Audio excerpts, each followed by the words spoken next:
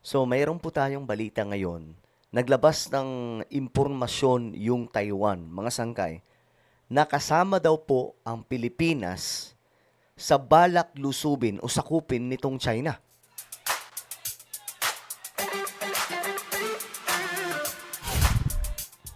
Okay mga sangkay, tingnan nga po natin itong balita tungkol po dito sa isiniwalat, pasabog po ng Taiwan. Kasi alam nyo, itong Taiwan, mga sangkay, nanganganib po yan na sakupin, i-occupy muli ng China. Pero ayun na nga po mga sangkay, ang masama pa po dito, mayroong impormasyon na inilabas ng Taiwan na kasama daw po dyan ang Pilipinas sa lulusubin nitong China. Well, pag-usapan po natin dyan mga sangkay kung ano po ang impormasyon na yan. Bago tayo magpatuloy sa mga hindi pa po dyan nakakapag-subscribe, guys, makikita nyo po yung subscribe button. Sa baba ng video na to, i-click nyo lamang po yung subscribe, i-click ang bell, at i-click nyo po yung all. Sa mga nanonood po sa Facebook, i-follow nyo po yung ating Facebook page. Okay. Atin pong alamin itong balita kasi ayon po dito. Ayan. Nagbabala daw po yung Taiwan. Dahil ang Pilipinas daw po kasama sa tinatawag na Six Wars plan ng China. Tandaan po natin, ang Taiwan ay bahagi po yan ng tinatawag nilang mga sangkay, yung kabuuan ng China, no? Kagaya po ng Hong Kong, yan, sakop po nila. Probinsya po yan ng China. Kaya nga lang, ang Taiwan ngayon mga sangkay, kumakalas na kasi gusto nga po nila magsolo na, no? At gusto nila magkaroon ng demokrasya yung kanilang bansa. Ngayon mga sangkay, ang Taiwan mayroon po yang malalim na kaalaman tungkol po dito sa mga plano ng China kasi nga po kabahagi po sila ng gobyerno ng China. At hanggang ngayon mga sangkay, ayaw pa rin pong bitawan ng China yan kasi kasama nga po sila sa tinatawag na One China Policy, no? Ngayon, ito yung impormasyon na malaki na isiniwalat ng presidente ng Taiwan. Pilipinas daw po kasama sa Six Wars Plan ng China. Kung ano yan, alamin po natin. Nagbabala si Taiwanese President Lai Ching-te sa mga bansa sa Indo-Pacific region na maaaring maging sunod na target ng China sakaling masakop ang kanilang teritoryo.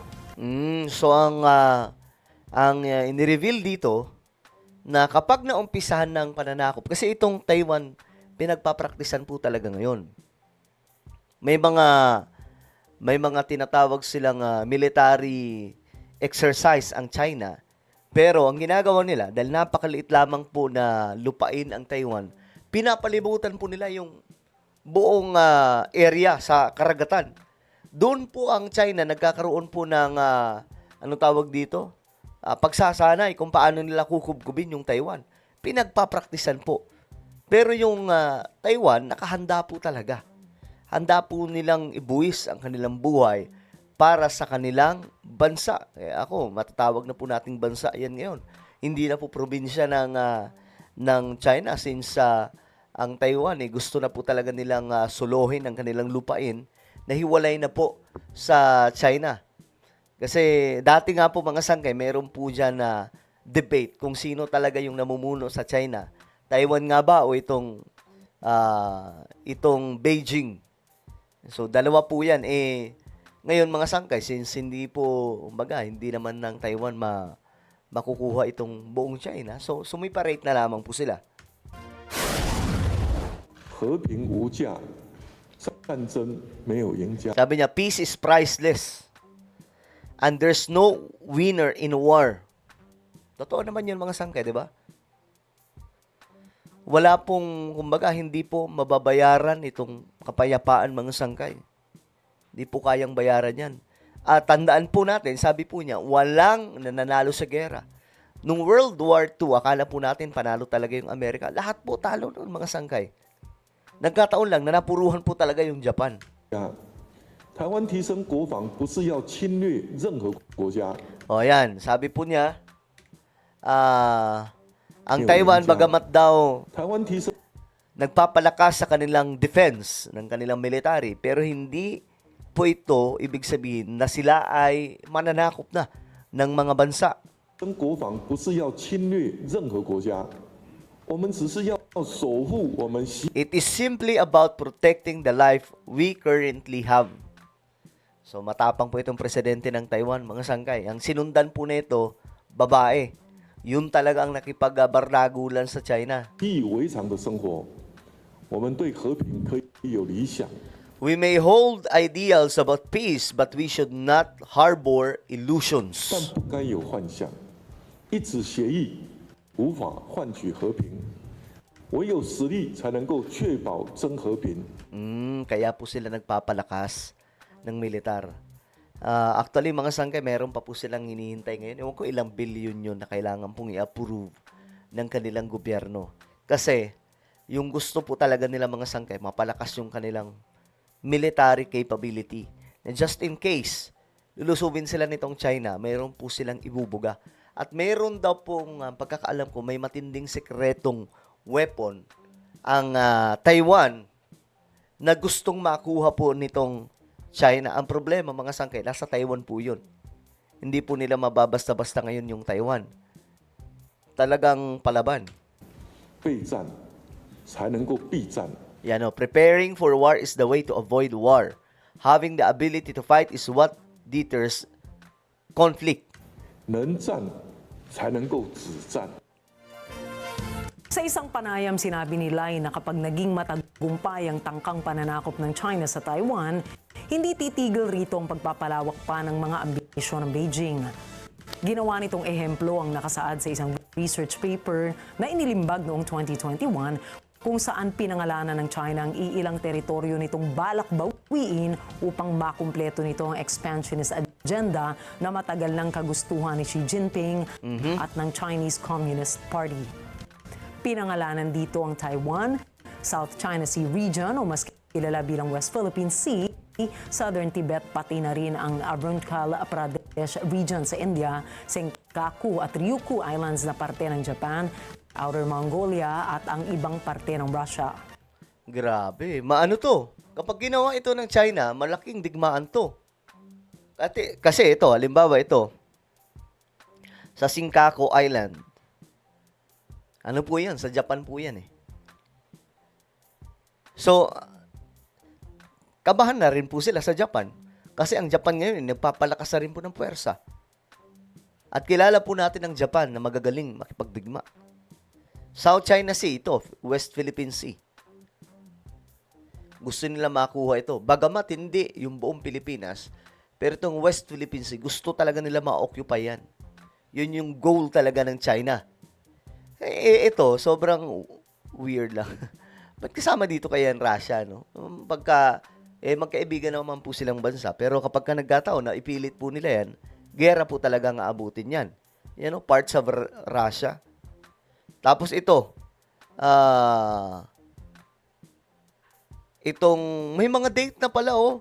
West Philippine Sea lang ang wala. Ulit nga po natin. Kasi may sa India eh. India, Senkaku at Ryukyu Islands na parte ng Arunachal Pradesh Region sa India. O, ito yung sa India. Ito rin yung pinag-aagawan nila. So, maraming mga kalaban dito yung China. Nandyan yung India.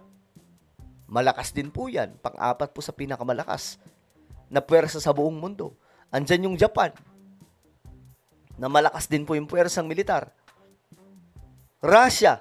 Ewan ko, paano nila gagawin to? Yung Russia, alam naman po natin na malakas po talaga yan. Number 2 sila eh. Senkaku at Ryukyu Islands na parte ng Japan, Outer Mongolia at ang ibang parte ng Russia. Inilahad ni Lai na ang sunod na mga bansang maaaring malagay sa banta ay ang Japan, Pilipinas at iba pang bansa sa rehiyon na maaaring lumawak pa umano hanggang sa Americas at Europe. Kamakailan din, anya, ay pinagtatanggal ang Chinese generals mula sa military ng Beijing na isang hindi pangkaraniwang sitwasyon. Nagtanggal po ng mga general. So ano kaya yun? Yung mga hindi yan, siguro, yung mga hindi solid kay Xi Jinping, pinagtatanggal daw. Sa kabila nito ay hindi natitinag ang Taiwan at patuloy sila sa kanilang paghahanda sa anumang banta. Matatandaan na una nang nagbabala si Chinese President Xi Jinping sa Amerika laban sa pagbebenta ng mga armas sa Taiwan. Subalit sinabi nila ay natitindig ang Estados Unidos para sa Taiwan at hindi ito gagamiting bargaining chip o negotiating tactic laban sa China. 我想高市早苗首相之所以赢得日本广大民众的支持，也是因为他除了强化日本的国力，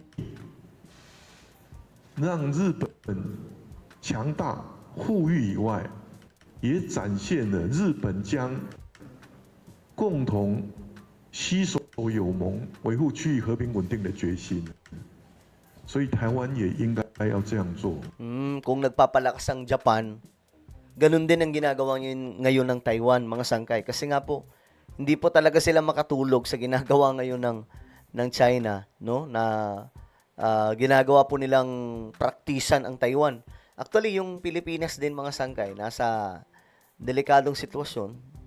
Just in case, halimbawa, makipagdigma yung China, apektado po talaga itong ating bansa, no? Kasi ang lapit lamang po ng Taiwan, eh. At ngayon nga po, yung ambassador po na nasa Pilipinas mula po sa China, napaka, ng dila, mga sangkay, matalim yung dila, magsalita. So, ewan ko anong kalalagyan nito, pero ayun na nga po, kasama daw po sa agenda ang Pilipinas sa tinatawag na Agenda 6 Wars ng China. So, kumbaga, uumpisan sa Taiwan, tapos may isusunod, pwedeng Pilipinas, pwedeng doon sa India, pero malaking gulo po yan.